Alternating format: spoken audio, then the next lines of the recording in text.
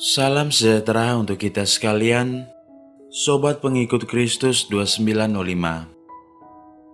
Pada kesempatan kali ini, akan melanjutkan pembahasan tentang 20 kisah Alkitab terbesar untuk part kedua.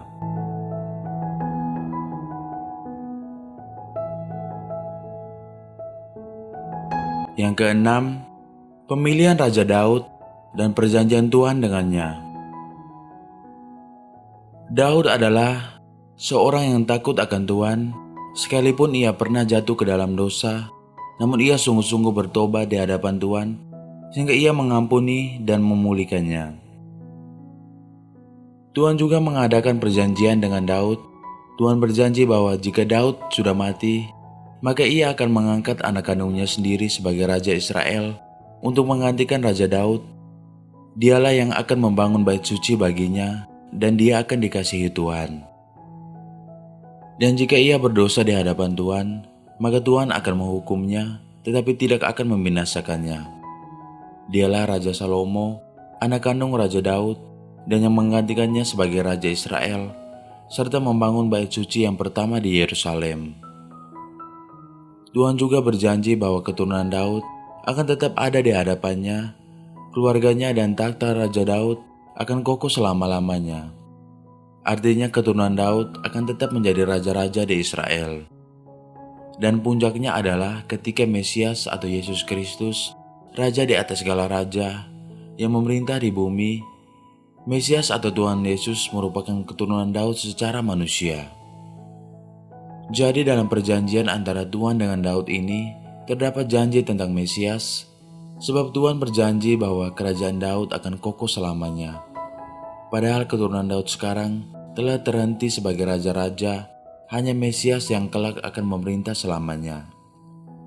Perjanjian Tuhan dengan Daud menunjukkan kesetiaannya kepada Daud dan keluarganya, juga kesetiaannya kepada bangsa Israel, sebab Mesias kelak akan datang menolong dan memulihkan mereka.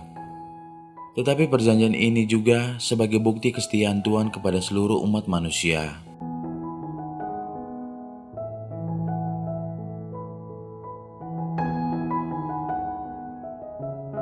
Yang ketujuh, pecahnya kerajaan Israel menjadi dua bagian.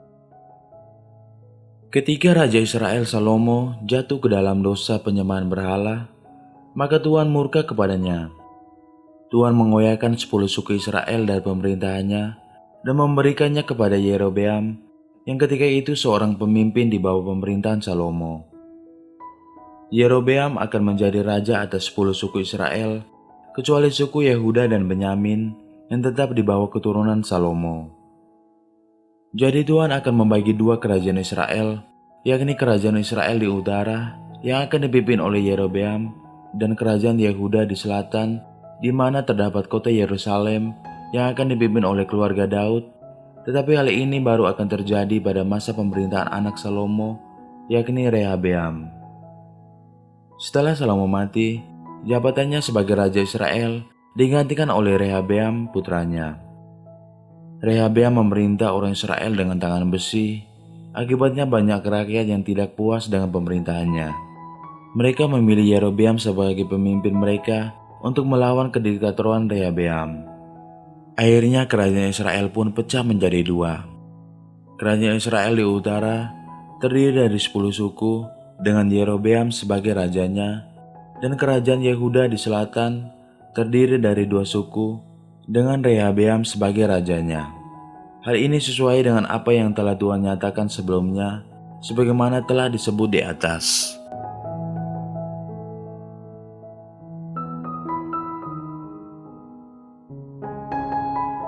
Yang kedelapan, pembuangan bangsa Israel utara ke Asyur. Ternyata Yerobeam kemudian sangat jahat di mata Tuhan. Tuhan berharap Yerobeam tidak mengikuti dosa Salomo dengan menjauh dari Tuhan dan menyembah dewa Baal. Tetapi ternyata Yerobeam justru jauh lebih jahat dari Salomo. Yerobeam mendirikan banyak patung berhala dan beribadah kepadanya. Akhirnya Tuhan pun menghukum Yerobeam. Kemudian Tuhan mengangkat raja lain di Israel utara untuk menggantikan Yerobeam. Tetapi raja itu pun sangat jahat seperti halnya Yerobeam. lalu diganti dengan raja-raja lainnya. Tetapi semua raja tersebut sangat jahat, sehingga rakyat Israel ikut terseret dengan kejahatan mereka yang meninggalkan Tuhan dan menyembah berhala. Akhirnya Tuhan pun menghukum bangsa Israel Utara. Atas seizinnya, bangsa Asyur menyerbu Israel serta menawan mereka, lalu membawa mereka ke pembuangan di Asyur. Hanya orang-orang yang lemah yang ditinggalkan tetap di tanah Israel, itu pun hanya sedikit jumlahnya. Raja Asyur kemudian membawa bangsa-bangsa lain menduduki Israel dan kawin-mengawin dengan orang Israel tersebut. Itulah yang disebut dengan orang-orang Samaria. Orang-orang Israel yang telah dibuang itu tidak kembali lagi ke negerinya. Ketika bangsa Asyur musnah, sebagian bangsa Israel itu juga ikut musnah. Tetapi sebagian lagi pergi mengembara ke negara-negara lainnya seperti Irak, Iran, Afghanistan, dan lain sebagainya. Inilah yang sering disebut sebagai suku-suku Israel yang hilang, yang diyakini ada di beberapa negara. Namun ada juga di antara 10 suku Israel tersebut yang menggabungkan diri mereka dengan kerajaan Yehuda.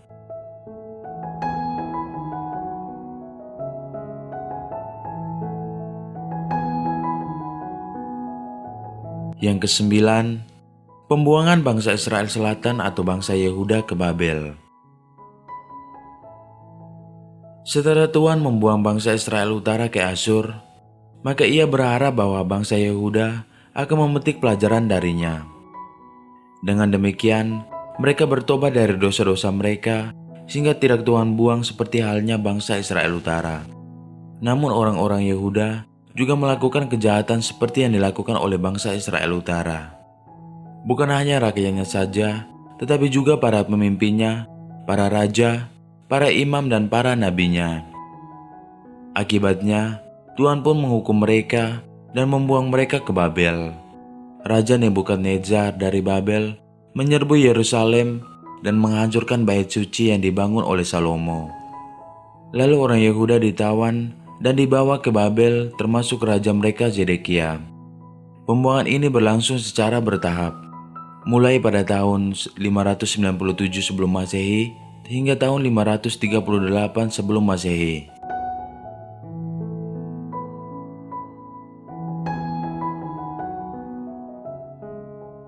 Yang ke-10, pemulangan bangsa Yehuda dari pembuangan ke tanah perjanjian. Berbeda dengan bangsa Israel di utara yang akhirnya hilang setelah dibuang, bangsa Yehuda dikembalikan Tuhan ke negeri mereka di Israel ketika masa hukuman mereka selesai. Mereka dibuang ke Babel selama 70 tahun. Setelah 70 tahun di pembuangan, Tuhan memulangkan kembali orang Yehuda ke tanah airnya, termasuk membangun kembali bait suci mereka di Yerusalem. Hal ini terjadi melalui perintah dari Raja Persia Koresi. Ketika itu Babel telah ditaklukkan oleh bangsa Persia. Di sini Tuhan membuktikan dirinya setia. Ia memegang janjinya untuk mengembalikan bangsa Yehuda ke negeri mereka. Melalui pembuangan, ia tidak bertujuan untuk membinasakan bangsa Yehuda, tetapi hanya mendisiplinkan mereka agar mereka hidup lebih baik lagi di hadapannya.